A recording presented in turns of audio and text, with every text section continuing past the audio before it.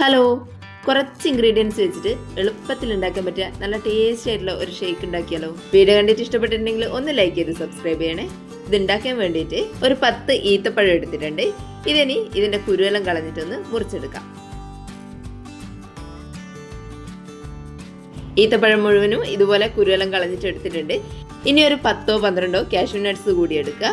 എന്നിട്ട് ഒരു പാത്രം ഒന്ന് ചൂടായി വരുമ്പോൾ അതിൻ്റെ അകത്തേക്ക് 1/2 കപ്പ് പാലൊഴിച്ചു കൊടുക്കാം. ഈ ഒരളവിൽ ഒരു 2 കപ്പ് ഷേക്ക് വരെ ഉണ്ടാക്കിയെടുക്കാൻ പറ്റും. ഇനി ഇതിൻ്റെ അകത്തേക്ക് നമ്മൾ കുരുവെല്ലാം കളഞ്ഞു വെച്ചിട്ടുള്ള ഈത്തപ്പഴം ഇട്ട് കൊടുക്കുക.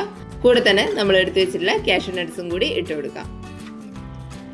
ഇനി ഇതിൻ്റെ അകത്തേക്ക് മധുരത്തിന് ആവശ്യമായിട്ടുള്ള പഞ്ചസാര ഇട്ട് കൊടുക്കുക. പഞ്ചസാര അല്ലെങ്കിൽ കണ്ടൻസ്ഡ് മിൽക്ക് ഒഴിച്ചു കൊടുത്താലും മതിയാവും. 1/4 കപ്പ് പഞ്ചസാര ചേർത്ത് കൊടുത്തിട്ടുണ്ട്. ഇനി ലോ ഫ്ലെയിമിൽ വെച്ചിട്ട് ഇതൊന്ന് വേവിച്ചെടുക്കാം. ഒരു 7-8 മിനിറ്റ് കൊണ്ട് ഇതുപോലെ പാലെല്ലാം കുറച്ച് വറ്റി വന്നിട്ടുണ്ട്. നന്നായിട്ട് വെന്ത് വന്നിട്ടുണ്ട് ഈത്തപ്പഴമെല്ലാം.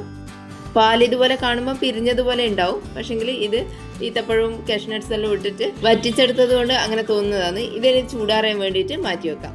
ഒരു 1/2 മണിക്കൂർ നേരം ഇതുപോലെ വെച്ചിരുന്നാൽ മതിയാവും.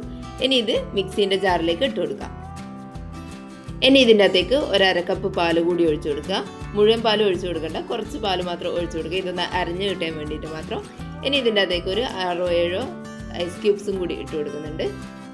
ഇനി ഇത് നന്നായിട്ടൊന്ന് ബ്ലെൻഡ് ചെയ്തെടുക്കാം. ഇതുപോലെ നന്നായിട്ട് അടിച്ചെടുത്തിട്ടുണ്ട്. ഇനി ഇതിൻ്റെ അകത്തേക്ക് 1 കപ്പ് പാലും കൂടി ഒഴിച്ചു കൊടുക്കാം.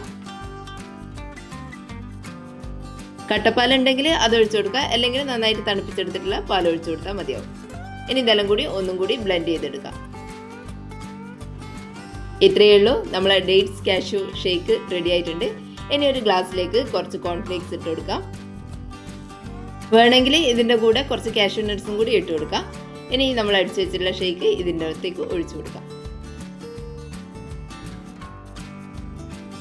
ഒരു ഭംഗിക്ക് വേണ്ടിയിട്ട് ഇതിൻ്റെ മേലെ കുറച്ച് കോൺഫ്ലേക്സും കൂടി ഇട്ട് കൊടുക്കുന്നുണ്ട്.